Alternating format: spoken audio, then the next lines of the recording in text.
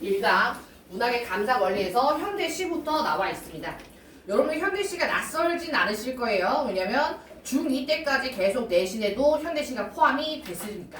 근데 이제 수능에서 원하는 정도의 감상 원리는 여기 지금 1강에 모두 때려 박았습니다. 그래서 오늘 좀 양이 많습니다. 근데 중요한 파트면 얼른 체크하고 넘어가도록 할게요. 여러분들 문학의 네 갈래에 대해서 알고 있는 사람 있습니까? 현대문학. 자, 우리 중2 때까지 국어학원 다녔잖아. 문학의 갈래는 뭐가 있을까? 이제는 아셔야 됩니다. 뭐가 있을까? 소설. 소설, 그렇지. 또 지금 배우는 시, 시나리오. 시나리오, 오, 그렇지. 시나리오 나와야지. 하나 더. 전혀 상관없이 작가가 자기 얘기 막 하는 거, 자기 일기 쓰는 거, 그거 일기장에 쓰잖아. 그렇지. 수필, 자, 이런 장르들을 뭐라고 하는지 볼게요. 문학감상에 서정의 갈래 나와 있죠? 요거와 종류와 관련되어 있는 네 갈래부터 한번 보도록 하겠습니다. 여러분들이 수능에서 만나시게 되는 문학의 갈래는 총 4가지가 있습니다. 보세요. 지금 서정이라고 하는 시에 대한 애들이 있어요. 시나 이 고전 시가 같은 옛날에 쓰여있는 요런 애들은 모두 서정의 갈래에 포함되는 애들입니다. 그리고 예쁜이가 얘기해준 이 소설 같은 애들은 그 밑에 하나 더 적어주시면 서사 갈래라고 합니다. 서사가 뭐냐면 이야기예요. 사건이 시간의 순서에 따라 전개되는 걸 이야기하는 것. 그게 바로 소설이죠. 그래서 고전 소설이든 현대 소설이든 소설 장르를 이제 문학의 갈래로 물어보면 여러분들은 서사 갈래라고 얘기할 수 있어야 돼요. 그것이 중3이니까. 그 다음에 시나리오 얘기해 주셨죠? 문제에서 상연을 하거나 아니면 드라마 같은, 요새는 웹드라마도 잘 나오죠? 이런 데 쓰이는 대본 같은 친구들이 있습니다. 그런 애들을 모두 묶어서 극갈래라고 합니다. 그래서 극에 들어가는 건 희곡이라고 하는 무대 상연의 친구들뿐만 아니라 드라마, 영화 대본 이런 것들이 다 여기에 포함이 됩니다. 그 다음에 작가가 자기 얘기를 일기장처럼 하거나 우리한테 어떻게 교훈을 주는, 님들은 이렇게 살지 마세요 하는 글들을 쓰는 애들이 있습니다. 그래서 교훈을 서술한다 라는 느낌의 교술갈래에 해당하는 애들이 바로 수필, 일기. 여러분이 쓰는 일기도 많이 모으면 하나의 문학이 됩니다. 그래서 수필이라든지 일기라든지 아니면 친구한테 쓴 편지까지도 문학에서는 교술갈래에 해당하는 작품이라고 봐요. 그래서 우리가 배우는 문학의 큰 갈래는 서정갈래, 서사갈래, 극갈래, 교술갈래가 있습니다. 수능에서도 내신에서도 출제되는 애들이 다 여기에 포함된 친구들이에요. 그리고 자, 서정의 갈래부터 이렇게 자세히 보시면 그럼 서정은 뭐냐? 밑에 개념이 나와 있죠? 시인의 감정이나 정서를 운율이 있는 언어로 함축하여 전달하는 애다 라고 개념이 나와 있죠. 제일 중요한 거 동그라미 쳐보겠습니다. 일단 서정갈래는 정서가 중요합니다. 그러니까 시에서는 시인이 느끼는 정서가 곧 주제가 되는 애예요. 그래서 님들이 모의고사나 내신에서 시를 감상하실 때 제일 먼저 찾아야 될 것도 이겁니다. 도대체 화자가 어떤 상황에서 어떤 감정을 느끼고 있는지. 네, 그것을 운율이 있는 언어로, 리듬감 있는 언어로 함축했다라는 것, 그 안에 많은 의미를 담았다는 거예요. 의미를 다양하게 담고 있다. 이런 식으로 써야 시라고 하는 서정갈래에 포함될 수 있는 문학이 됩니다. 그래서 정서, 운율, 함축이 시의 가장 핵심적인 친구들이에요. 그래서 밑에 그래서 특징이 나와 있죠? 보시면 당연히 개인의 주관적인 감정이나 정서가 시에 담겨있고 운율이 있는 언어가 있고 그리고 밑에 보시면 이 친구들 비유, 상징, 이미지. 자, 정상적으로 우리가 한국에서 중학교를 다녔다면 중3 정도 되면 이 친구들을 한 번 이상씩은 들어보셨을 겁니다. 비유와 상징, 이미지들, 즉 얘네들이 표현법이에요. 이러한 표현법들로 구성되어 있는 것이 서정갈래다 라고 볼 수가 있습니다. 그래서 밑에 쭉 보시면 자, 이번에 시적 화자 나와 있죠? 이 서정갈래에 대해서 우리가 개념을 알았다면 시에서 우리가 제일 처음 시를 감상할 때 뭐부터 찾아야 되는지를 보셔야 됩니다. 그게 지금 밑에 나와 있는데 제일 처음 찾아야 될 건 당연히 감정을 느끼는 주체인 시적 화자를 찾아야 돼요. 그래서 시에서 누가 지금 뭘 하고 있는지를 찾아야 되는데 그 중에서 제일 처음 누구를 찾아야 된다는 거지. 화자, 말하는 사람입니다. 그러면 시에서 화자는 어떻게 등장하느냐? 보통은 나나 우리와 같은 이 대명사로 등장을 하는 게 보통입니다. 근데 이제 시가 어려워지려면 여러분들 이제 중2 때 만난 시와 중3 그리고 고등학교 때 만난 시들은 조금 수준이 달라집니다. 그래서 어떻게 되냐면 이런 게 나오지 않는 시들이 있어요. 그러면 뭘 보시면 되냐? 시의 상황에서 상황을 중심으로 그거 상황하는 사람 정도로 생각하시면 돼요. 그래서 시에서 뭐 하는데 누가 뭐 하는데 그 누구에 해당하는 애가 화자고 나나 우리가 없어도 그냥 꽃이 묘사되고 있으면 얘는 꽃 보는 사람이구나. 어떤 사건에 대해서 얘기하고 있으면 사건 얘기하는 사람이구나. 이렇게 화자를 찾으시면 돼요. 그렇게 해서 화자를 찾고 나면 시적 상황이 눈에 보일 겁니다. 시적 상황은 한마디로 정의하면 이거 보시면 돼요. 서술어 중심으로 보시면 돼요. 서술어 뭐야? 문장의 맨 끝에 있는 동사, 형용사 보시면 돼요. 화자가 지금 시에서 뭐 하고 있냐, 어떤 상황에 처해 있냐 라는 거죠. 그래서 누가 있는지 없는지 찾고 상황을 찾고 그 다음에 마지막으로 해야 할 게 시적 화자가 그 상황에서 어떤 감정과 태도를 가지고 있는지 이걸 찾는 게 시에서 가장 메인입니다. 표현법, 의인법, 직유법, 비유, 상징을 몰라도 시에서 우리에게 요구하는 건 이거예요. 시적 화자가 누구고 뭐 하고 있고 그래서 어떤 감정을 느끼고 있는지 이걸 찾는 연습을 우리가 6주 동안 계속 하시게 될 겁니다. 자, 정서는 감정인 거 알겠어. 그럼 태도는 뭘까? 이 태도가 바로 우리에겐 반응이라고 볼 수 있는 자세들이에요. 내가 어떤 사람을 너무 싫어함. 쌤이 오늘 아침에도 쌤이 이제 결혼을 했어요. 얼굴 보니까 결혼한 것 같이 보이죠? 결혼을 해서 남편이랑 이렇게 아침을 먹고 나왔는데 좀 투닥투닥했어. 이제 걔가 싫어졌어. 그래서 바로 이렇게 좋은 시선으로 보지 않겠지? 눈 표정부터가 일단 구리게 됩니다. 그거 어때? 말투가 틱틱대게 되겠죠. 내가 오늘 아침에 차를 운전을 하겠다 했거든. 그랬더니 바로 오늘 빨리 죽고 싶어? 이제 시비를 걸었어요 저한테. 그래서 바로 이제 싸움이 붙었죠. 이런 상황에서 어때? 반응이. 자, 내가 일단 말투부터가 나빠지겠지.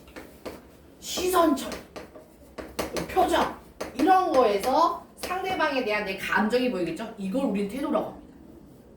네, 중요한 건 우리가 면대면으로 그 대상을 만나면 얼마든지 시선이나 표정을 구리게 할 수 있어. 너 왜 이렇게 생겼어? 하고 할 수 있지만 시에서는 내가 화자를 직접 만나지 않는다는 게 중요해요. 시에서는 시선이나 표정이 확인이 안 됩니다. 걔가 어떤 표정으로 나한테 이 시를 얘기하고 있을지 몰라. 그래서 시에서 태도는 뭘로만 확인하셔야 되냐면 얘가 어떤 말투를 쓰느냐에 핵심을 가지셔야 됩니다. 시에서 그 사람의 정서나 태도를 파악하기 위해서 반드시 어조라고 하는 요놈을 확인하셔야 됩니다. 말투를 조금 더 고급지게 얘기하면 그게 어조예요. 그래서 맨날 수능이나 모의고사 내신 문제에서 무슨 어조, 애상적 어조, 뭐 예찬적 어조 나올 때 그놈이 바로 이 어조입니다. 말투예요. 그럼 쌤, 시인의 말투는 그럼 뭘로 확인할 수 있어요? 얘는 종결어미에서 드러납니다. 얘도 사실은 서술어와 친한 친구들. 그래서 시에서 제일 중요한 파트를 딱 하나만 꼽아라 하면 뭐가 되냐면 서술어가 됩니다. 서술어에 있는 종결어미가 어떻게 끝나느냐에 따라서 화자의 이 말투를 알 수가 있습니다. 그래서 그 말투를 통해서 화자의 감정이나 태도를 우리가 확인할 수가 있어요. 그래서 여러분들이 시를 감상하실 때 화자 찾고 상황 보고 그리고 그 사람의 말투를 확인하는 것, 이게 시 감상의 제일 처음이 됩니다. 그 다음에 밑에 보시면 그래서 시적 화자의 태도가 예시로 좀 나와 있습니다. 보시면 뭐 의지적 태도, 반성적 태도, 비판적 태도 이런 거 나와 있는데 한번 쭉 읽어보시면 이 중에서 하나만 보겠습니다. 여기 자, 의지적 태도 한번 볼게요. 보시면 결심한 바나 목적을 이루는 적극적이고 단호한 태도라고 나와있죠. 그럼 적극적이고 단호한 걸 어떻게 할 건데? 봤더니 님 향한 일편단심 한 조각의 붉은 마음이냐 고칠 줄이 있으랴 라는 말을 썼습니다. 고칠 줄 있으랴 하고 마치 물어봤어요. 근데 이거 진짜 물어본 거야? 안 고치겠다는 얘기야. 요새 여러분들 잘 쓰는 말투 중에 이거 있죠. 오늘 아침도 약간 그 말투를 들어서 짱증이 났어. 내가 야 나 오늘 운전하고 가도 되냐? 내 남편이 뭐라 했냐면 겠냐? 했어요. 앞에 다 줄인 거지. 겠냐? 바로 이 킹 받아버리는 말투. 뭐야? 겠냐처럼 이건 뭐야? 결국 안 된다는 거잖아. 얘도 마찬가지야. 고칠 줄 있으냐? 고치겠냐? 안 고치겠다니. 응, 안 고칠 건데? 이런 식으로. 자, 물어보는 형태가 아닌데 물어보는 것처럼 말해서 고치지 않을 거인 이걸 강조해서 보여주는 걸 뒤에 이제 표현법에서 배우시게 될 거지만 서리법이라고 합니다. 진짜 물어보는 거 아닌. 근데 물어보는 형태로 얘기해서 나 안 할 건데 이렇게 강조해 주는 거. 그러니까 이렇게 말투를 돌려서 강조하다 보니 화자가 적극적이고 단호해 보이게 되는 거야. 이런 식으로 서술에서 있으랴 이렇게 서술어가 끝났기 때문에 서리법을 확인할 수 있고 적극적이고 단호한 태도를 확인할 수 있다. 이게 시에서 화자의 정서나 태도를 찾는 기본적인 방법들입니다. 자, 그리고 한 장 넘겨서 볼게요. 그 뒤에 보면 또 여러 가지 태도들이 나와 있습니다. 여기서 달관도 하나 살짝 찍먹하고 갈게요. 보시면 달관이라고 하는 말이 이제 모의고사나 내신에서 잘 나올 겁니다. 달관이 뭘까? 이걸 직접적으로 얘기하면 뭔가를 바라보는데 이제 전체적 시야로 바라본다. 그래서 이렇게 말해도 좀 어렵죠? 쉽게 얘기하면 럭키비키적 사고라고 생각하시면 됩니다. 안 죽었죠? 중꺾마와 같이. 전체적 시야로 바라봐서 대수롭지 않게 사소한 일에 얽매이지 않는 태도라고 나와 있죠? 인생 전체로 보면 오늘 당장 어휘시험 떨어진 거 별거 아니야 이렇게 바라보는 태도가 달관적 태도입니다. 힘들어도 힘든 것에 대해서 최대한 긍정적으로 바라보는 긍정적 시각을 갖는 자세. 그래서 이러한 태도나 상황에 화자가 처해 있으면 우리는 달관적 태도, 달관적 어조다라고 할 수 있는 겁니다. 그래서 여기 밑에 시적 화자의 어조도 나오죠. 그래서 이 어조는 옆에 이렇게 적으시면 됩니다. 어조가 곧 태도고 이 태도가 결국 뭐를 반영한다? 시에서 화자가 갖는 정서를 반영한다. 그래서 화자가 도대체 뭔 기분인지 모르겠는데요? 하면 냅다 서술어부터 봐. 얘 말투가 어떤 상태인지 봐. 그리고 무슨 상황인지 봐. 그러면 이 정서를 우리가 찾아내는데 어렵지 않게 됩니다. 자, 그래서 밑에 나와 있는 성찰적, 애상적 어조, 이 애상이라고 하는 게 슬플 애자에 슬플 상자입니다. 그래서 보시면 애상적 어조 자체는 슬픔 곱하기 슬픔이야. 너무너무 슬플 때 애상적 어조라는 말을 씁니다. 그래서 이 어조를 태도로 바꿔서 애상적 태도, 성찰적 태도라고 해도 똑같은 말이에요. 그래서 어조는 곧 태도이자 정서가 된다는 걸 살펴보시면 됩니다. 자, 그래서 제일 중요한 기본 개념, 화자, 상황, 정서, 태도 보셨고요. 그 밑에 나와 있는 시어 봅시다. 시에서 사용되는 언어가 시어인데 여기에서 중요한 건 시어의 함축성입니다. 보시면 시어의 의미는 매 시마다 다릅니다. 근데 그 의미를 맨날 우리한테 물어보니까 개빡치는 거거든요. 그래서 시어가 가지고 있는 여러 가지 의미를 파악하기 위해선 여기서도 3개만 생각하시면 됩니다. 보시면 시어의 의미는 보통 요걸 통해서 해석할 수 있어요. 첫 번째는 시적 화자가 처해 있는 상황입니다. 시적 화자가 개추운 이런 날씨에 패딩도 없이 나갔어요. 핫팩도 아무것도 없어. 근데 하늘에서 눈이 내려. 그 눈이 좋을까? 시적 상황이 내가 너무 추운 상황에서 눈 만나면 개 싫겠죠. 근데 나는 지금 눈을 맞이할 모든 준비를 다 했어. 모자도 쓰고 패딩도 쓰고 이 다 입고 장갑도 끼고 눈싸움을 너무 하고 싶어. 그때 내리는 눈은 좋을까 나쁠까? 당연히 기다리는 존재가 될 거야. 그래서 시에서 시어의 의미를 파악할 때 제일 중요한 건 상황입니다. 이게 긍정적 상황이냐 크게 긍정이냐 부정이냐에 따라서 시어의 의미가 긍정적이게 해석될 수도 있고 부정적으로 해석될 수도 있습니다. 이거 먼저 보셔야 돼요. 그리고 두 번째로 보셔야 될 것은 수식어입니다. 수식, 꾸며주다는 말입니다. 우리말은 꾸며주는 말이 꾸밈을 받는 대상 앞에 무조건 오게 되어 있습니다. 그래서 이 수식어가 이 시어 앞에 쓰여서 어떤 의미로 쓰였느냐 얘도 마찬가지입니다. 긍정적 의미의 수식어냐 부정적 의미의 수식어냐에 따라 뒤에 오는 애의 의미가 완전히 달라집니다. 그래서 시에서 상황 보고 수식어 봤을 때 둘 다 긍정이야. 그럼 그 시어는 긍정적 의미로 해석할 수 있어. 근데 둘 중에 하나라도 부정적이다? 그러면 상황 자체는 긍정적인데 수식어가 부정적일 수 있어요. 그럼 이때는 수식어에 초점을 맞춰서 해석을 하셔야 됩니다. 그래서 시어에서 의미를 파악할 때 제일 중요한 건 첫 번째 상황, 그 다음에 수식어. 근데 두 개 반대되면 수식어를 중심으로 해석을 하셔야 돼요. 그 다음에 마지막으로 세 번째 중요한 건 서술어입니다. 지금 쌤이 서술어에 대해서 세 번째 얘기를 했어요. 상황 파악할 때도 서술어 뭐라 그랬고 어조 파악할 때도 서술어 뭐라 그랬습니다. 그리고 시적 화자가 시어의 의미를 넣을 때도 서술어를 확인을 해야 됩니다. 왜? 이게 결국 상황과 시적 화자의 정서를 보여주는 가장 핵심적인 단어이기 때문에. 그래서 시에서 화자가 어떤 기분을 느끼고 있냐 그걸 확인하려면 반드시 서술어를 확인해야 돼요. 그래서 이 세 가지를 중심으로 시를 감상해서 화자의 상황과 정서, 시어의 의미를 파악하면 사실 웬만한 내신 문제들은 우리가 풀 수 있게 됩니다. 그리고 밑에 시어의 음악성 나와 있는데 얘는 한마디로 요약할게요. 반복입니다. 시에서 뭐라도 그냥 단어가 반복되든 종결어미가 반복되든 문장 자체가 반복되든 반복이 되면 그것이 곧 바로 운율이 됩니다. 그래서 뒤에 보시면 표에 이렇게 나와 있죠? 음운, 음절의 반복 있다. 문법 부분에서도 배우실 텐데 음운이라고 하는 우리 자음 모음 나와 있죠?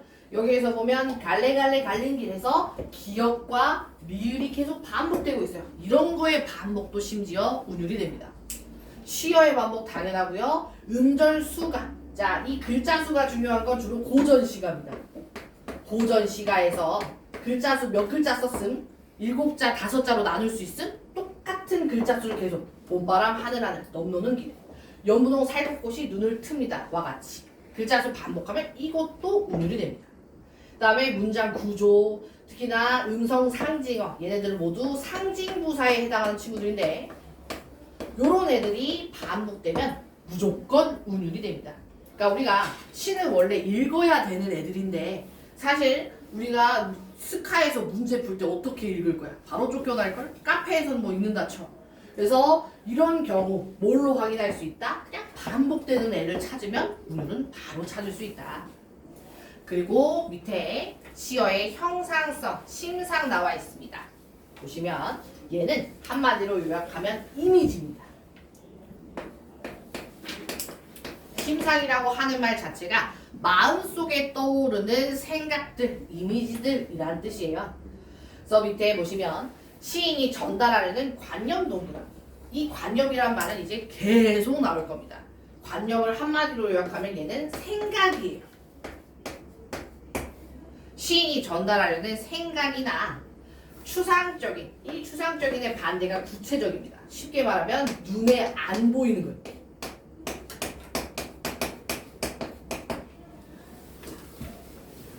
사랑, 우정 이런 거 혹시 눈으로 보신 분들 계십니까? 내가 너를 너무 친절하게 대할 거야. 친절, 양심 이런 거 보신 적 있으세요?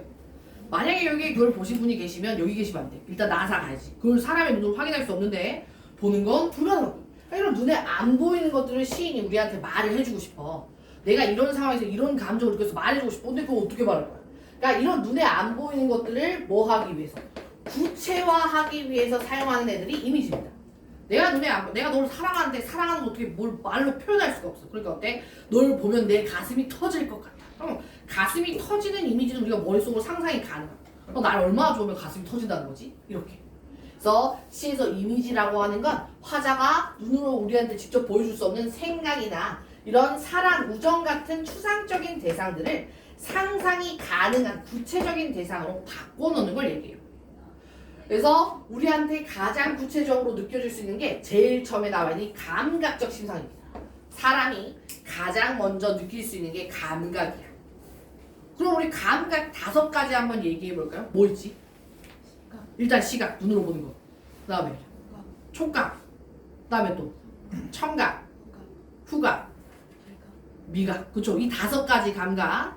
이 기본적인데 그래서 시에서도 이 5가지 감각으로 상상이 가능한 애들을 이미지로 만들어 놓고 있어요. 그래서 이걸 감각적 심상이라고도 하고 감각적 이미지라고도 합니다. 그래서 밑에 쭉 보시면 시각, 청각, 방금 얘기했던 이 5가지 감각들이 모두 나와 있죠. 네, 여기에서 제일 기본적인 건 뭐냐면 여러분들 시는 일단 시인이 뭘 겪고 봐야지 만들어집니다. 그래서 시에서 시각적인 예는 디폴트예요. 시각적 심상은 무조건 포함이 되어 있습니다. 모든 시에는 시각적 심상이 기본이다라는 걸 우리가 먼저 알아야 돼요.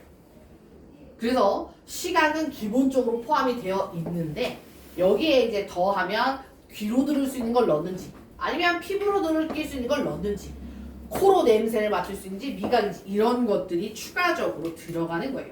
그래서 시에서 특히나 내신이나 모의고사에서 여러분들 이런 감각적 이미지를 물어볼 때 시각은 웬만하면 잘 안 물어봐요. 시각이 뭐 색채 대비 이런 애들이 뒤에 이제 표현법에 나올 건데 그런 특징적인 게 나오지 않는 이상 잘 안 물어보고 요런 애들이 추가로 포함되어 있으면 얘네들은 좀 눈여겨서 볼 필요가 있죠. 왜? 얘네들은 기본값이 아니라 추가값이기 때문에. 그래서 하나 보시고 그리고 조금 더 문제를 트래쉬같이 만들어서 여러분들을 힘들게 하고 싶다. 그럼 마지막 6번째 공감각적 심상 나오죠. 하나의 감각을 다른 감각으로 전이 바꾸다라는 얘기입니다. 바꿔서 표현하는 애들이 있어요. 그래서 모의고사에서는 굳이 공감각적 심상 이런 말 잘 안 쓰고 감각이 바뀌었다라는 감각의 전이라는 말을 더 많이 씁니다. 고등학교 가시면 이 애들을 계속 만나시게 될 거예요. 중3도 마찬가지. 또 보시면 공감각적 심상 밑에 예시로 나와 있는 얘만 한번 싹 볼게요. 보시면 새파란 초생딸이 시리다 입니다. 자 그럼 이 문장 하나로 지금 화자 뭐 하는지 볼게요. 화자는 지금 초생딸을 시리게 만지고 있을까 아니면 초생딸 보고 있을까? 1번, 2번. 자, 당연히 2번이겠죠. 여기서 1번 고르시면 안 돼. 달 만져볼 수 있어? 그것도 여기 계시면 안 돼요. 나사 가셔야지. 또 보시면 새파란 초생딸 색깔로 지금 초생딸을 묘사하고 있는데 그리고 얘는 눈으로 볼 수 있는 시각적인 존재입니다. 근데 얘를 뭐라 그랬어? 시리다 그랬어. 엥? 가서 만져보셨어요, 님? 그러니까 이 새파란 초생딸이 얼마나 새파란지. 그러니까 파란색 하면 어때? 차가울 때 파란색 쓰잖아. 지금 이 교재도 굉장히 시퍼렇죠? 파랑파랑해. 요런 애들 보면 시각적으로 봤을 때 차가워 보인단 말이에요. 근데 이 차가움을 좀 더 강조하고 싶어. 개 차갑다고 얘기하고 싶어. 근데 시에다가 개 차갑다 이렇게 쓰면 너무 없어 보이잖아. 그럼 어떻게 해야 돼? 이거를 다른 촉각적인 감각으로 너무 새파래서 시려워 라는 표현으로 쓴 거예요. 이게 바로 감각의 전입니다. 실제로 촉각적인 감각을 느낄 수는 없지만 이 시각적인 대상을 강조하기 위해서 그래서 이 감각의 전이는 내가 그 대상을 강조하고 싶을 때 쓰는 표현법 중에 하나입니다. 시에서 이미지들은 이런 게 있다. 시각, 촉각이 뭐 다른 감각들도 있지만 감각의 전이를 통해서 대상을 강조할 수도 있다. 여기서부터는 이제 표현법이 되는 거죠. 그래서 뒤에 이제 실어놓은 이미지들 잠깐 볼게요. 그럼 쌤 이미지가 감각적 이미지밖에 없어요? 응 아니? 자 뒤에 실어놓은 이 7페이지부터의 감각적 이 이미지들은 정말 수능에서 개 많이 나오는 이미지들을 모아놨습니다. 3가지 이미지들이 있는데 첫 번째는 긍정적 이미지랑 부정적 이미지 나와 있죠. 얘는 그냥 상황만 보면 됩니다. 시에서 화자가 상황을 긍정적으로 느끼느냐 부정적으로 느끼느냐에 따라서 이미지가 다르게 느껴질 수 있어요. 그래서 그 시어의 의미를 파악할 때 쓰는 게 긍정적 이미지, 부정적 이미지입니다. 여러분들 나중에 이제 고등학교 때 지금 이제 내신 말고 정규할 때 모의고사 풀어보셔도 알겠지만 시에서 긍정적, 부정적 이미지는 계속 나옵니다. 이건 쌤이 수능 봤을 때도 그렇고 여러분들이 수능 볼 때도 마찬가지일 거예요. 뭐 쌤의 그 특이한 취미가 하나 있는데 쌤이 매년 수능을 봅니다. 쌤이 작년에도 수능을 봤어요. 제가 취미 중에 하나가 수능 샤프 모으는 거예요. 님들 그거 알아요? 매년 수능 샤프 색깔이 다릅니다. 저 지금 한 5개 모았거든요. 현역 때 건 잃어버렸고 지금 그 뒤로 4수 정도를 해서 진짜 고3들이랑 여러분들 충격적인 건 쌤 같은 늙은이도 고3 교실에 넣어줍니다. 작년에도 고3들 밭에서 혼자 쓸쓸하게 마스크 쓰고 시험을 봤어요. 그래서 그런 수능 이미지를 지금 내가 그때 봤던 거랑 작년에 봤던 이미지 똑같아요. 시에서 똑같이 긍정적인 거 부정적인 거 물어봅니다. 뭘 통해서? 시적 화자가 처해 있는 상황을 통해서. 그래서 지금 작년 지금 예비 고1 올라간 선배들한테도 얘기했지만 여러분들 수능 볼 때에도 제가 어디 부러졌거나 아프지 않는 한 수능 보러 갈 거예요. 만약에 내가 이제 동탄에서 수능을 접수한다? 그럼 여자친구들은 같이 볼 수도 있겠죠. 여자, 남자 따로 보거든요. 잘 부탁드려요. 우리 경쟁자야, 이거. 또 보시면 여기 상황 한번 볼게. 작품에서 부정적 이미지나 긍정적 이미지 찾아서 표시해보자 나와있죠? 보시면 화자가 우리가 너무 말이 나면 허공에서 쭈삣쭈삣 흩날리는 진눈깨비는 되지 말자 되어 있죠. 봐봐. 서술어가 되지 말자야. 뭔가를 금지하는 말이 되어 있어. 뭘 하기 싫은데? 진눈깨비는 되지 말자. 서술어 봤더니 그럼 얘는 되지 말아야 하는 대상이구나. 이렇게 보면 돼요. 화자가 뭐 하고 있어? 진눈깨비 되기 싫다고 하고 있어. 근데 이게 만약에 진눈깨비가 되자? 하면 이게 긍정적인 대상이 될 수 있는 거야. 그 심지어 얘 수식어 한번 봐볼게요.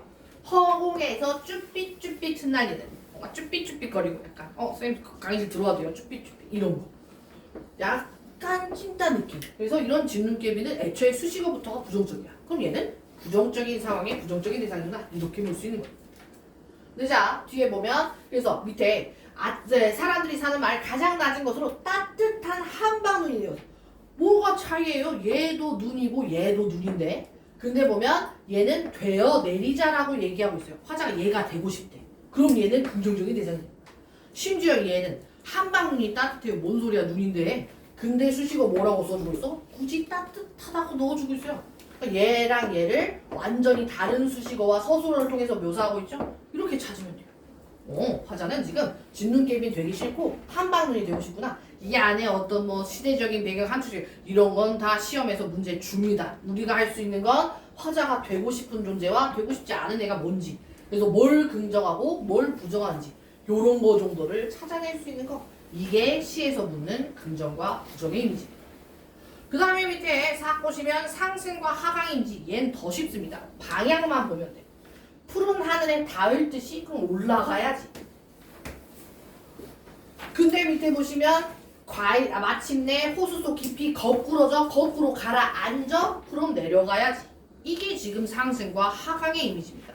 근데 얘네들 왜 물어보냐면 보통 우리가 위로 간다 하면 어때? 요새 이제 여러분들이 경제지문을 보시는지 모르겠어요. 경제신문. 혹시 주식하는 친구들도 있을 수도 있다고 생각해. 요새 우리나라 주가가 미쳤어요. 코스피가 매우 고점을 달리고 있습니다. 그럼 뭐야? 주식이 올라가는 건 좋은 거야. 특히나 내가 싸게 샀는데 내 가격이 오를 때. 그래서 우리나라에서 위라고 하는 방향은 긍정적인 대상이랑 묶일 가능성이 큽니다. 가보자고 약간 이런 느낌으로. 근데 아래로 내려간다? 성적이 떨어진다? 주가가 떨어진다? 모두 다 부정적인 경우가 많아요. 그래서 상승적인, 하강적인 이런 이미지들은 단순히 방향의 의미뿐만 아니라 이 안에 이미 긍정과 약간 부정의 의미가 살짝 들어가 있다는 거 요걸 물어보기 위해서 가져온 거예요. 그래서 이런 것들이 많이 있어요. 위로 가는 거 가보자고 하면 긍정의 상황일 경우가 많고 아래로 계속 가라앉고 다운 하면 뭔가 부정적이고 슬프고 이런 상황일 가능성이 크다. 이걸 보기 위해서 가져온 거예요. 자, 그 다음에 동적인 이미지와 정적인 이미지 얘도 대비되고 있는 애들인데 동하면 움직이다라는 뜻이죠. 그래서 움직임이 느껴지면은 동적인 이미지입니다. 근데 가만히 고정되어 있으면 정지되어 있으면 이 정적인 이미지예요. 네, 수능에서는 압도적으로 뭘 많이 내냐면 동적인 이미지가 훨씬 많이 나옵니다. 왜냐하면 정적인 이미지는 이 고즈넉한 풍경, 뭔가 고요하고 여기 나온 것처럼 평화로운 이런 애들을 대충 묘사하거나 이 관조라는 거 한번 동그라미 싹 펴볼게요. 이 관조가 뭐냐면 담담하게 바라보는 거야.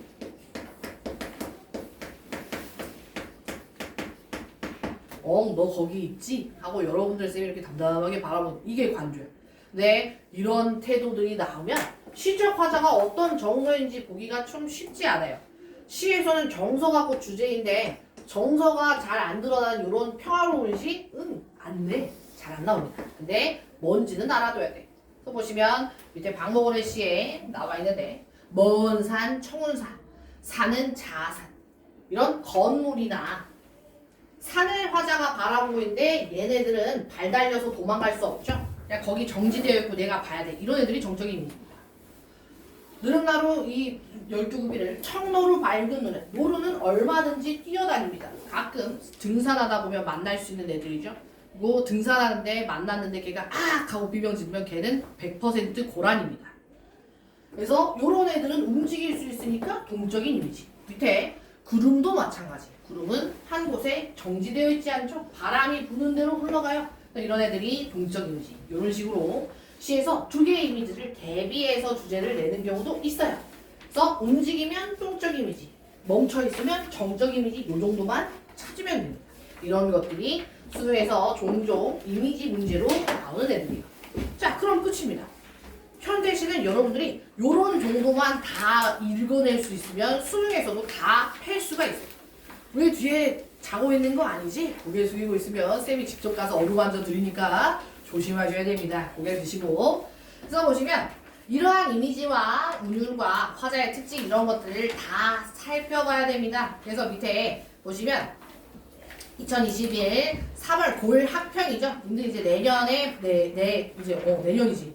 내년 9월 1일 내시면 3월 가자마자 모의고사로 두드러 맞게 됩니다. 그때 나왔던 시 중에 하나인데 보시면 화자가 지금 뭐 하는지 이미지들이 밑에 쑥 나와 있어요.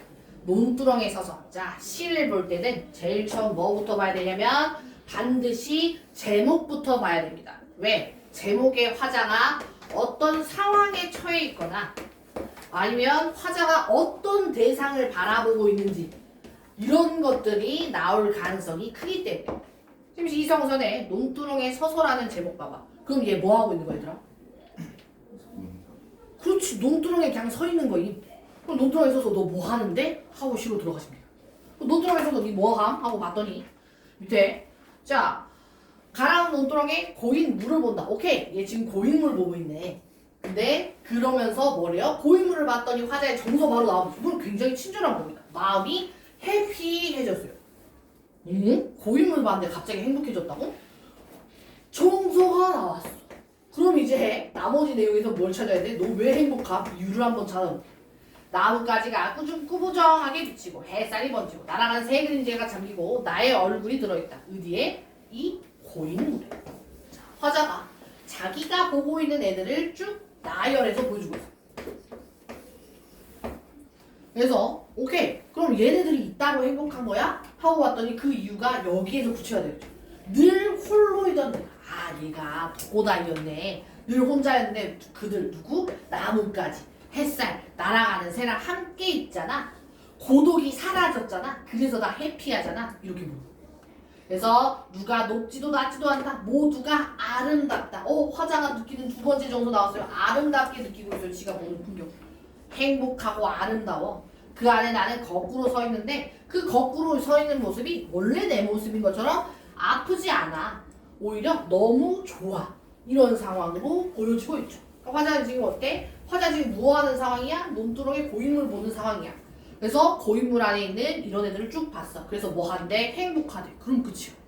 이게 우리가 시에서 기본적으로 해야 되는 감상의 기본입니다. 이걸 보고 나면 밑에 이 내용들을 싹 확인할 수 있어요. 화자는 논두렁에 고인 미음 뭘 보면서? 물 보면서. 그 안에 나뭇가지 또 누구 있었어? 햇살, 새 그림자 얘를 보고 과거의 자신과 비교했을 때 나 친구 생겼어 개꿀 이러고 있는 거야. 그래서 이번에 보시면 늘 홀로 있고 우왕좌왕하던 과거와 달리 현재는 아프지 않으며 모두 몹시 무심하고 자 이 무심하다라는 말을 되게 무뚝뚝하고 이렇게 생각하시면 안 됩니다. 무심이라는 말은 시에서 뭐로 더 많이 쓰이냐면 욕심이 없는 상태. 매우 욕심이 없이 편안하네 이런 상태. 그래서 화자는 물속에 비친 자기가 평화로워 보이는 모습을 보고 행복해하고 있는 이런 상황이다. 이런 것만 감상할 수 있으면 웬만한 시의 내용 문제는 풀린다. 표현법은 두 번째 일입니다. 자 그런 식으로 우리가 내신에 잘 나오는 시를 두 가지 한번 감상을 해볼게요. 진짜 이제는 본격적으로 보겠습니다. 자 이 지금 백석의 수라와 그리고 뒤에 꽃이라고 하는 이 시가 김춘수 시인의 시가 나와 있습니다. 수라부터 한번 보도록 할게요. 자, 얘도 제목부터 보셔야 되는데 제목이 옆에 각주로 나와 있습니다. 얘부터 한번 확인하실게요. 백석 시인의 수라인데 보시면 아수라라고 나와 있죠? 아수라 장이라는 얘기 들어보신 적 있을 거야. 싸움 따위로 혼란하고 어지러운 상태에 빠진 곳이나 그러한 상태를 말하면 나와 있죠? 그러니까 쉽게 얘기하면 수라라는 얘기는 혼란스러운 상태를 혼란 상태. 자, 그럼 이미 제목에 뭐부터 나와 있는겨? 화자의 상황이 지금 매우 혼란함을 제목에서부터 이미 우리한테 힌트를 싹 주고 있는 거예요. 지금 이제 갑자기 어제까지 중2였다가 오늘 중3하라고 하니까 혼란스럽죠? 여러분들의 상태도 수라의 상태인 건 우리가 지금. 그럼 자, 화자는 도대체 어떤 상황에서 수라라는 얘기를, 상황을 느꼈는지 그걸 우리가 시에서 싹 찾아보면 돼요. 1년부터 보겠습니다. 거미 새끼 하나 방바닥에 내린 것을, 날인 것을, 내리다 라는 뜻입니다. 내려온 것을 나는 아무 생각 없이 문 밖으로 쓸어버린다. 찬찬반이다. 자, 1년에서 볼게요. 거미 새끼 하나가 내 방에 들어왔어요. 뭐야, 불청객이잖아. 나는 뭐 했어? 화자 나왔네. 오케이. 화자는 무슨 행동을 했냐면 서술로 바로 확인했고요. 그냥 쓸어서 버렸어. 아무 생각도 없이. 무심해 그냥. 아무 의도가 없어. 그래서 버리려고 이렇게 문을 싹 열었더니 어때? 개추워. 아우 추워. 가 꺼져. 거미 버렸어요. 이게 발단입니다. 1년에서 그냥 이런 사건이 한 번 있었어. 근데 자, 언제인가 새끼 거미 쓸려간 곳에, 방금 1년의 일이 이거죠. 언제인가 해서 언제 버렸는지 기억도 안 나. 난 아무 생각 없이 버렸으니까. 새끼 거미가 이제 쓸려간 곳에 누가 왔어? 이때부터가 이제 문제가 터집니다. 큰 거미가 왔다. 자, 아까는 작은 거미였는데 이제는 대상이 어떻게 됐어? 큰 거미가 왔어요.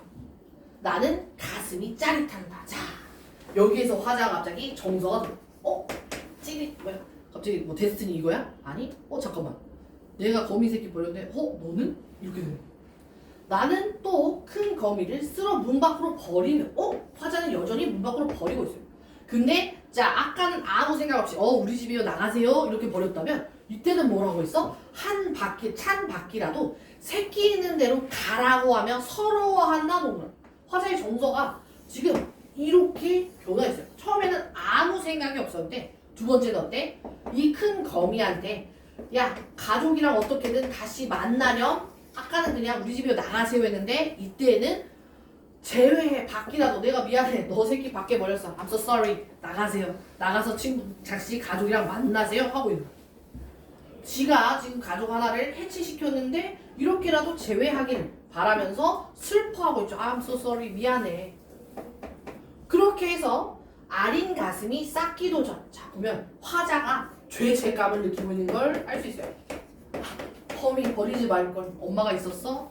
어떡하지? 하고 있는 상황에 자, 여기에서 이제 화자가 정말 죄책감을 느낄 수밖에 없는 상황이 나옵니다. 여기에서 시적 대상은 이 밑에 나와 있는 얘가 메인입니다. 보시면 무척 작은 새끼 거미. 새끼 거미가 메인인데 수식어가 뭐야? 무척 작은 새끼 거미야. 이 새끼 거미 앞에 있는 여기서부터 여기까지가 지금 새끼 거미를 묘사하는 수식어입니다. 볼게요.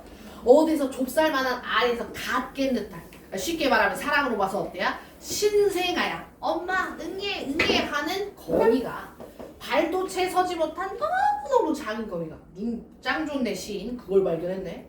그래서 이번에는 큰 거미 없어진 것으로 와서 아무나 엄마 어딨어? Where's my mommy? 이러고 있는 거야.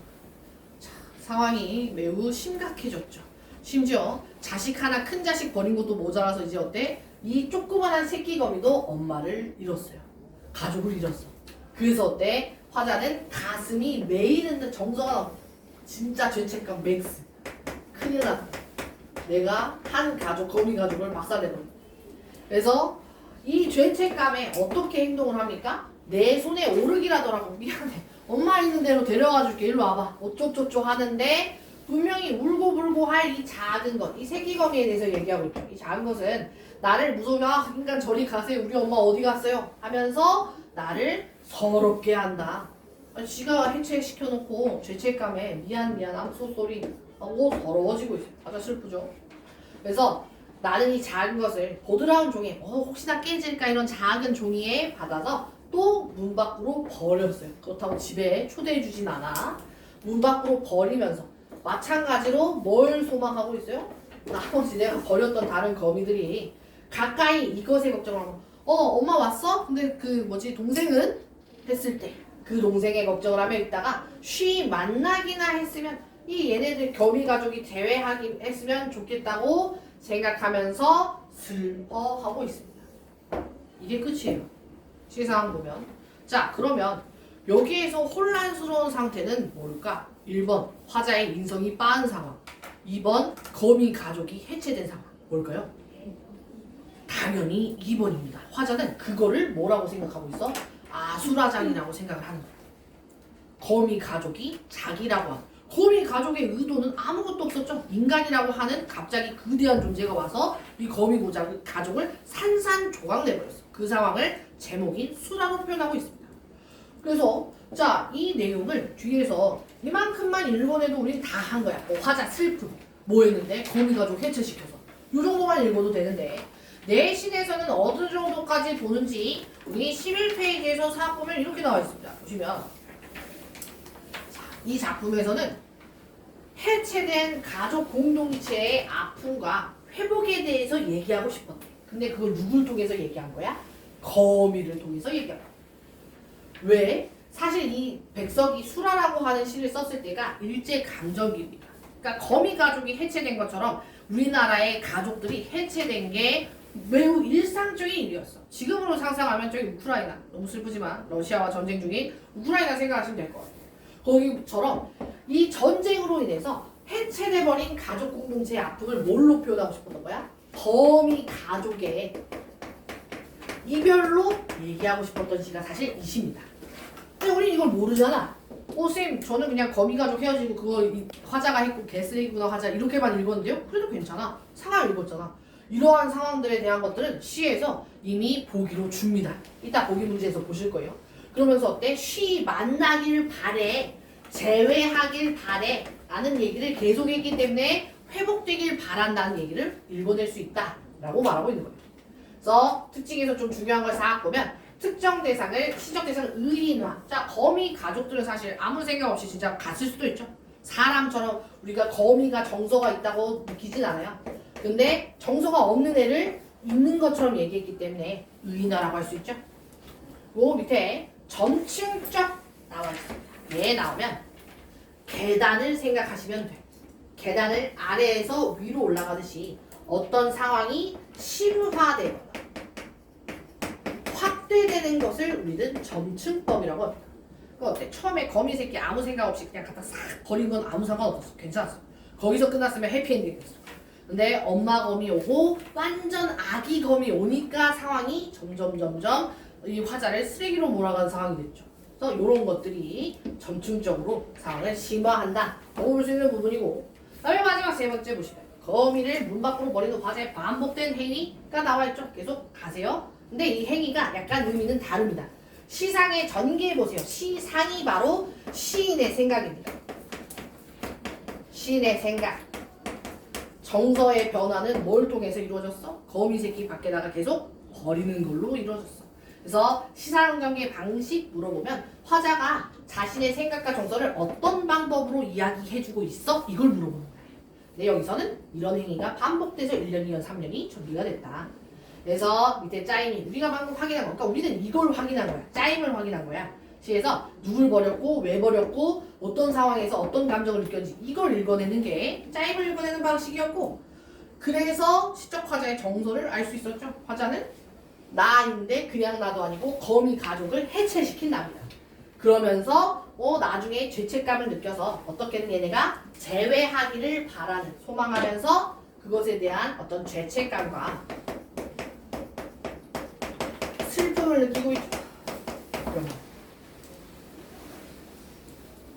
그래서 나중에 이제 시적 공간에 대해서도 얘기를 할 테지만 여기에서 이제 시적 공간이 차디찬 밤이고요. 그런 차디찬 밤에 문 밖으로 이제 거미 가족들이 나가고 있기 때문에 별로 좋은 공간이 아니다.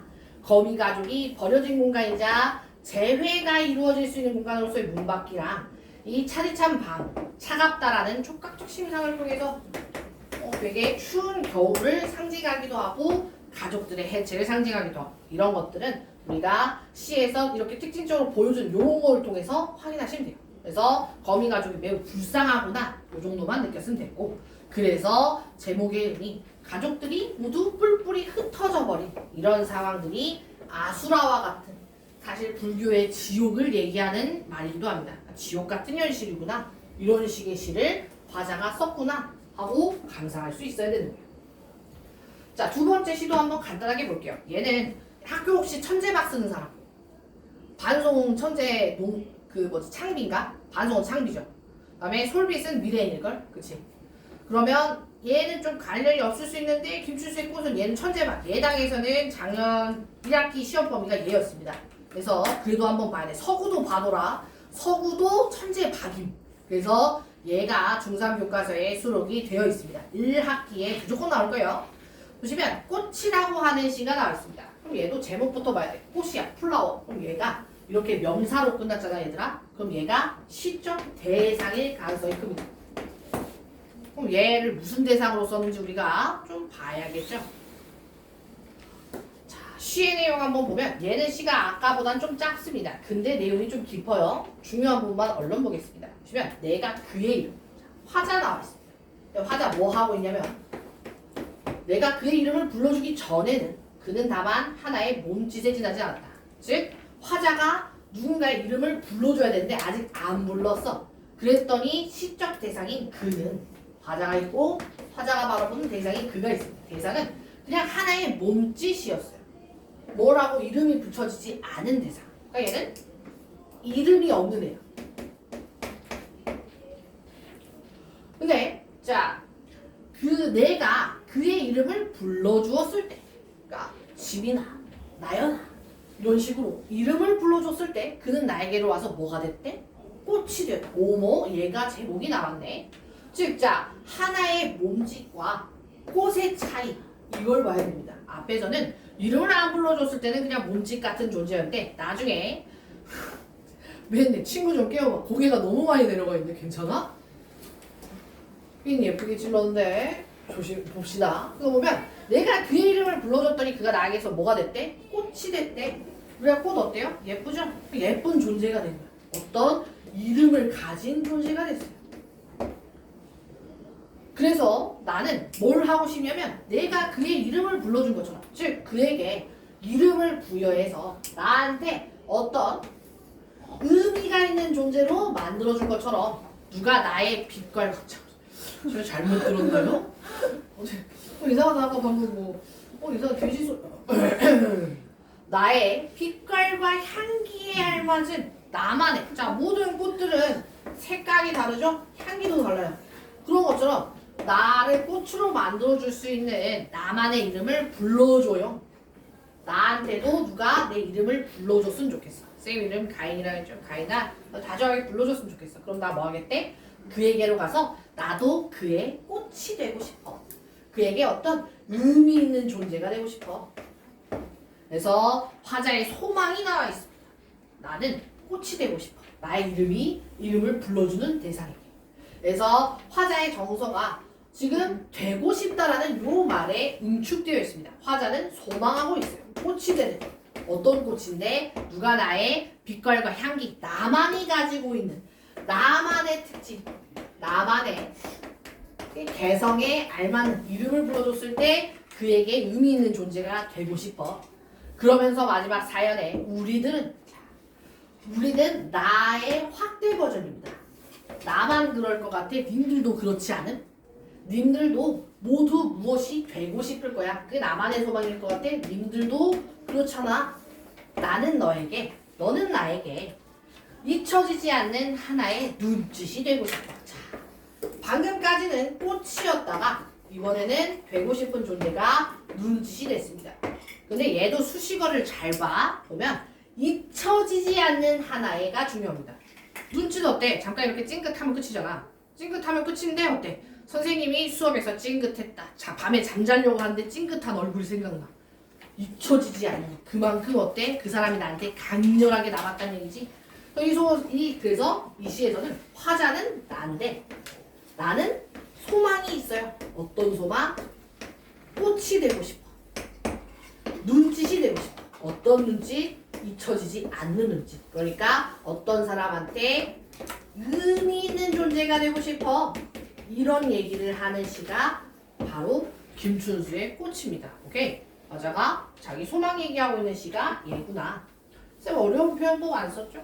화자 뭐 얘기하고 있는지 서술어랑 정서 위주로 찾아서 봤어요. 얘도 내신으로 보면 어떻게까지 나오냐면 이런 것들이 있습니다. 뒤에 싹 보시면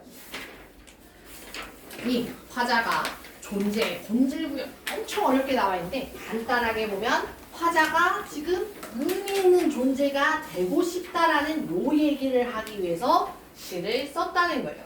그래서 시에서 보면 관념적, 주지적, 상징 어렵게 나와 있는데 생각으로만 볼 수 있는 거, 의미, 어떤 관계, 본질 이런 거 눈으로 확인이 안 돼요. 추상적인 생각을 시로 썼다는 거예요. 주지적이라는 말도 잘 나올 겁니다. 주지적이다라는 건 이성을 중시하는 거예요. 그러니까 남들에게 어떤 관계 맺고 의미를 부여하고 이런 것들은 모두 이성적인 자아가 할 수 있는 행위야. 그래서 그런 이성적인 시를 썼다. 그래서 주지적으로 얘기하는 거예요.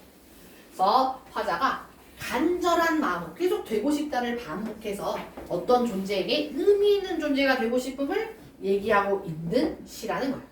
존재의 본질이라고 개어렵게 나와 있지만 쉽게 얘기하면 존재의 본질은 내가 그 사람에게 나만의 빛깔과 향기에 알맞는 이름으로 기억되는 거야. 그래서 누군가에게 그렇게 해서 이름이 불려서 의미 있는 존재 되고 싶은 이게 화자의 정서라는 거지. 그래서 그러한 내용들을 이런 식으로 행위와 함께 의미를 부여하고 있고 밑에 이러한 관계들이 어떻게 나와 있는지를 시어의 의미와 함께 얘기해주고 있죠. 요 정도로 우리가 읽어낼 수 있으면 내신이나 수능에서 얼마든지 시를 감상할 수가 있다. 이게 이제 기본 디폴트다 입니다. 자, 그러면 쌤이 방금 봤던 내용대로 문제를 하나 풀어볼게요. 문제량이 조금 많은데 5문제씩 끊어서 가겠습니다. 보시면 14페이지에 먼저 백석의 수라에 대한 문제가 있습니다. 그래서 얘를 1번에 주관식도 있고요. 보자. 아니야. 그러면 일단 이 백석이 조금 더 쉬우니까 1번부터 10번까지 지금 한번 문제 풀어볼게요. 얘부터 먼저 문제를 풀어봅시다. 주관식은 직접 답도 찾아서 쓰시면서 한번 풀어볼게요. 1번부터 10번까지 이 백석의 수라와 관련된 내용들 지금 한번 풀어볼게요. 10분의 시간 드리겠습니다.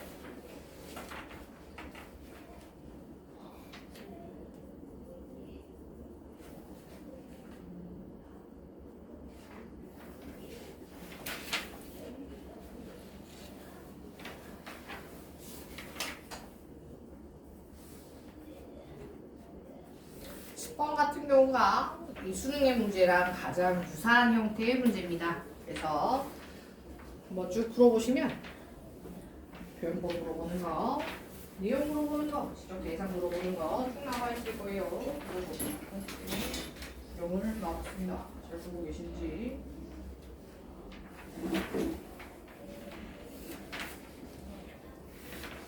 대상에 대해서 수식어가 많이 쓰일수록 묘사를 자세하게 한 건데 여기서 어떤 대상이 가장 많이 묘사되어 있는지 보면서 쭉 풀어볼게요. 답을 빨리빨리 푸시네. 네.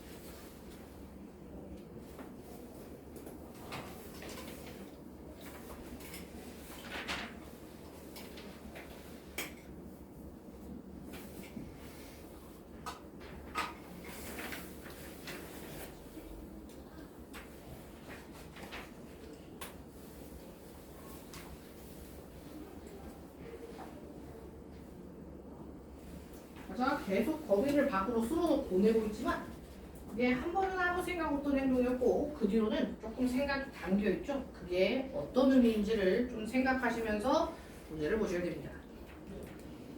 Get out of here 했는지 아니면 밖에서라도 가족이랑 만나세요 했는지를 보셔야 됩니다.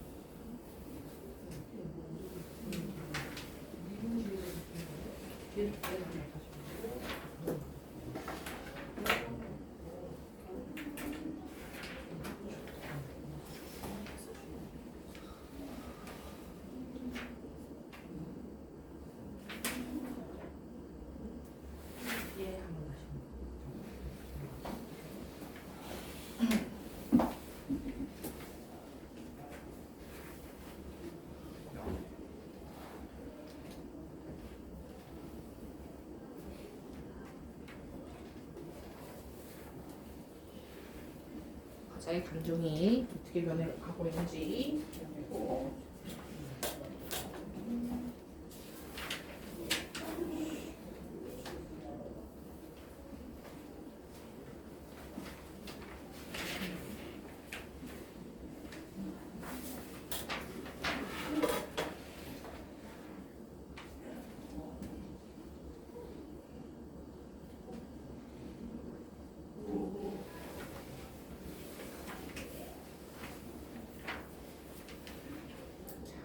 혹시 10번까지 다 풀어서 시간이 좀 남으신 분들은 뒤에 11번부터는 꽃과 관련된 내용입니다. 11번부터도 문제를 풀어보세요.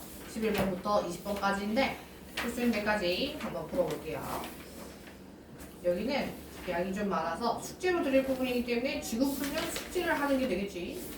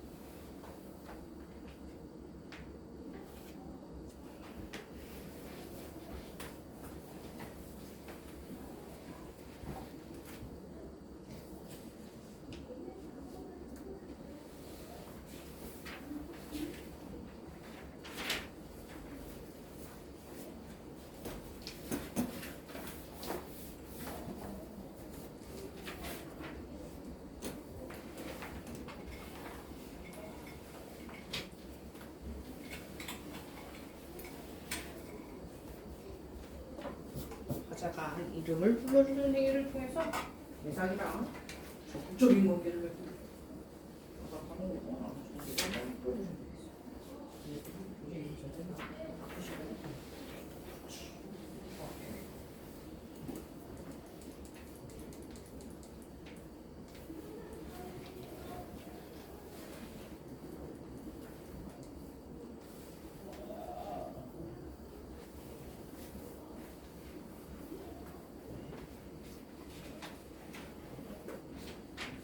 삼 분 뒤에 세미나 문제 다시 채점해보고 들어갈게요.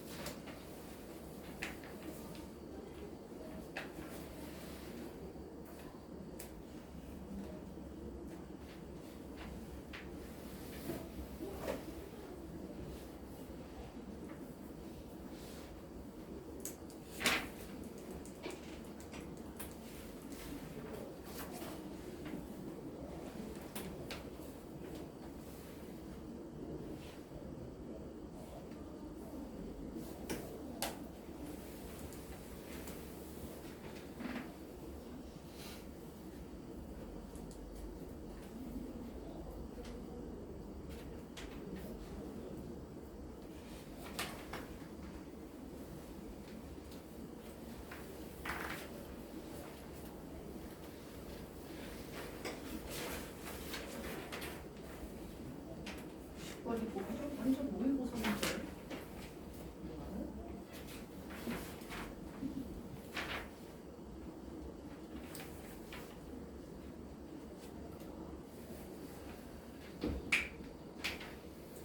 12번 같은 문제는 딱 서구중 스타일입니다. 낯선 시 개만 가져서 표현법 이렇게 일치하는 걸 찾아광. 모의고사에서 잘 나온 스타일이고 반송에서는 잘 못 봤는데 서구나 솔빗에서는 선생님들이 좋아하는 스타일입니다. 잘 보셔야 되겠다.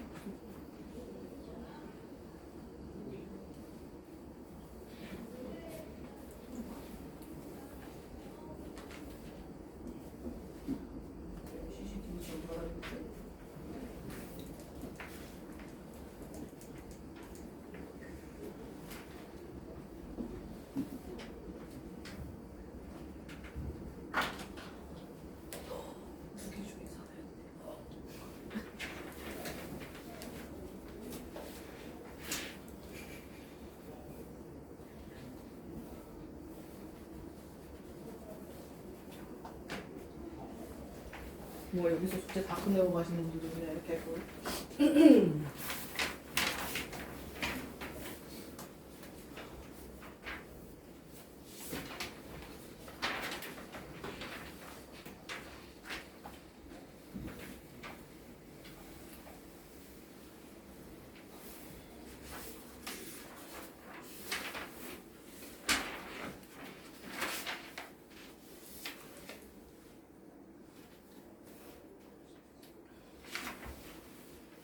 일단 내신 스타일로 자세하게 문제를 내봤는데 자, 1분 뒤에 쌤이랑 같이 봅시다.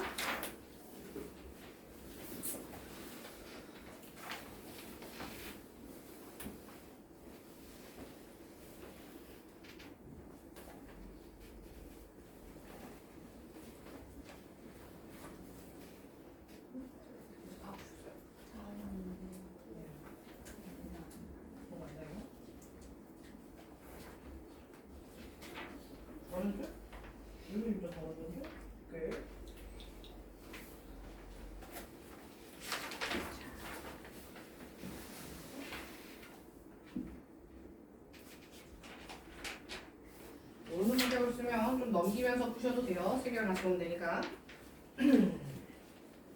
오케이.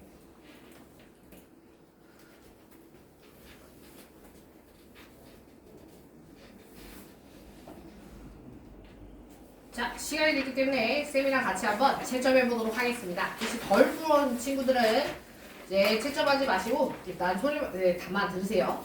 1번 우리 한번 같이 볼게요. 시장경제를 바탕으로 AAU를 한 문장으로 왜 이 가슴이 찌릿했을까? 운명이라고 느꼈을까? 큰 거미를 뭐로 생각했기 때문에 앞에 나와 있는 거미 새끼의 엄마 혹은 아빠로 생각했기 때문이죠. 그래서 이걸 비슷하게 쓰셨으면 됩니다. 1년에서 했던 것처럼 새끼 거미를 밖으로 버려버렸기 때문에 큰 거미의 새끼인 이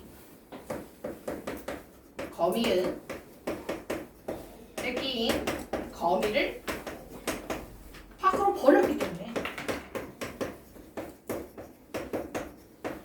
이것에 죄책감을 느끼고 있죠? 그래서 혹시 이렇게까지 자세하게 못 쓰고 그냥 죄책감 느꼈다, 뭔가 미안했다 이렇게 쓰셨어도 되는데 웬만하면 이런 이유를 시상에서 찾아낼 수 있어야겠죠? 그 다음에 자 2번의 정답은 당연히 정답은 5번이 됩니다. 관찰. 지금 거미가족 관찰하고 있는데 화자가 어때? 불쌍해하고 있지? 그래서 걔네들을 자기가 해체시킨 것에 대해서 애상감, 뭐라고? 슬픔 느끼고 있기 때문에 정답이 5번이 됩니다. 자 3번 보시면 얘는 정답이 좀 어려우셨을 수도 있는데 얘는 정답이 4번이 되죠.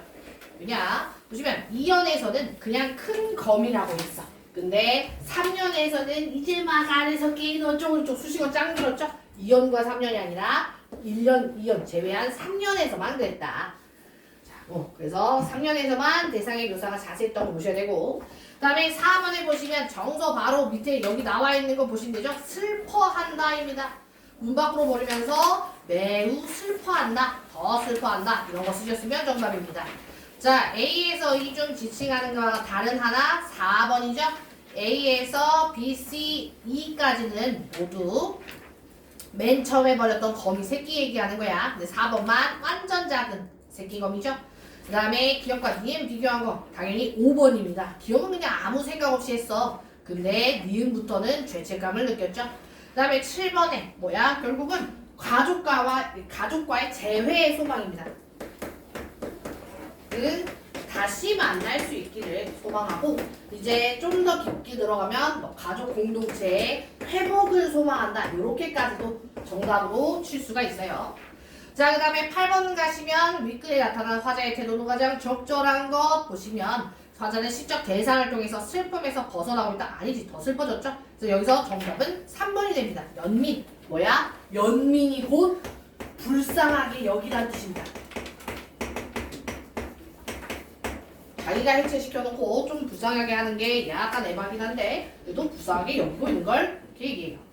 그 다음에 우리 9번에 보시면 기억에서 미음, 자 19에 대한 내용들을 설명해주고 있습니다. 보시면 이미 지금 여기에서 식으로 가져온 것들이 아무 생각 없이 당연히 의미가 없이 무심코한 행동이라는 거 보이고요. 가슴이 짜릿한다부터 화자가 죄책감을 느끼고 있다는 걸 확인할 수 있어요. 자 보시면 여기에서 정답은 그래서 누가 봐도 5번이 됩니다. 나머지 안타까워하는 것도 맞고 슬픔을 느끼는 것도 맞는데 화자가 이 거미 가족들을 밖으로 내보낸 건 자기인데 아쉬움을 느끼면 사이코패스죠? 이상한 거야. 그래서 정답이 5번이 됩니다. 마지막 10번 보시면 자, 이게 완전 수능 스타일입니다. 보면 이 백석에 대해서 여러 가지 외적 준거, 그러니까 이 작가와 작가가 살았던 시대 현실에 대해서 정보를 줍니다. 이런 것들을 암기하라고 하지 않아요. 보기에 있는 것만 우리가 잘 따내서 문제에 적용할 수 있으면 돼요. 일단 제목에 대한 얘기하고 있죠. 불교 용어인 아수라의 약칭인데 이게 눈 뜨고 볼 수 없을 만큼 끔찍하게 흩어져 있는 현상. 흩어져 있는 데서 우리는 이미 알아야 돼요. 뭘? 해체되어 있다는 걸, 뭔가 분해되어 있어. 근데 그게 뭐냐? 밑에 보시면 많은 가족들이 뿔뿔이 흩어져 살아야 하는 아픔. 우리 이걸 네 글자로 이산가족이라고 하기로 했어요. 지금 거미가족이 완전 이산가족이 됐죠. 그래서 이에 백성은 거미가족의 모습을 통해 자, 가족이 해체된 우리 민족의 모습을 상징 동그라미. 자, 보세요. 상징이라는 게 시에서 개 많이 나오죠? 상징은 딱 한마디로 요약하면 이겁니다. 눈에 보이지 않는 추상적인 대상을 눈에 보이는 대상으로 구체화하는 거예요. 아니, 우리 민족들의 그 많은 이산가족들의 사연을 어떻게 보여줄 거야? 이산가족 하면 헤어진 건 맞는데 걔네들 어떻게 상상하게 할 거야? 그래서 뭘로 구체화한 거야? 실제로 이별을 맞이한 거미 가족으로 구체화한 거야. 우리가 볼 수 있는 대상으로.